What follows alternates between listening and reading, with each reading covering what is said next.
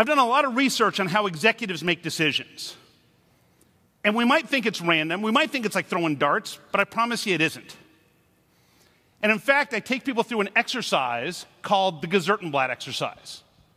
Now, I called the Gazettenblatt exercise because I wanted something that was easy to pronounce, spell, and remember. That's why we came up with this. And the exercise that I put people through is this. Someone on your team, you're the key decision maker. Someone on your team comes to you and says, I want to buy this Gazettenblatt. It's $20,000. Takes the vendor 45 days to implement it, requires no resources whatsoever on our part, and they give us a 10-year guarantee. If we need this again within 10 years, they'll do it for free.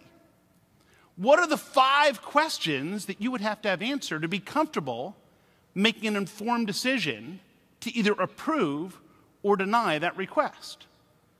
So I want you to just take a few seconds to just think about what some of those questions are in your head.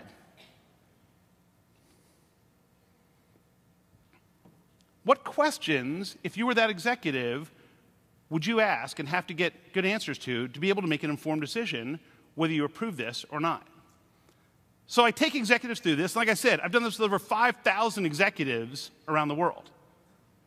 And ranges companies from $1 million to billions of dollars. Then I have them narrow that list from 5 down to 3. And the 3 they come up with at the end are these 3 over and over again. I've done this all around the world. I will tell you, the first time I did this exercise outside of North America, I thought to myself, what if their answers are totally different than everyone else's? This slide would have sucked.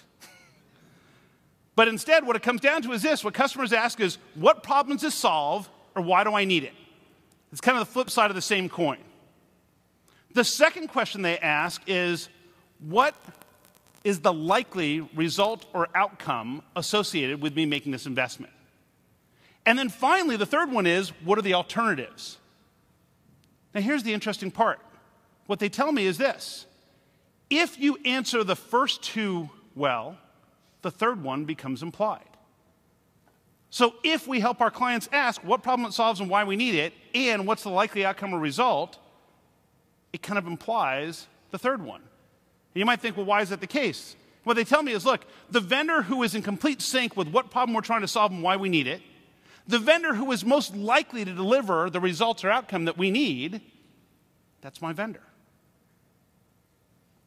If the way we're selling today is not addressing these questions, what are we doing to the sales cycle? Making it longer or shorter? What do you think? Making it longer or shorter? Longer, exactly. And I'm going to show you an easy way that we can follow this process so that we're focused more on value rather than on price. Because what I will tell you is this. If you win a deal today because you are 2% lower than somebody else, why do you think you're likely to lose that deal when the contract expires? Because somebody else was 2% less than you.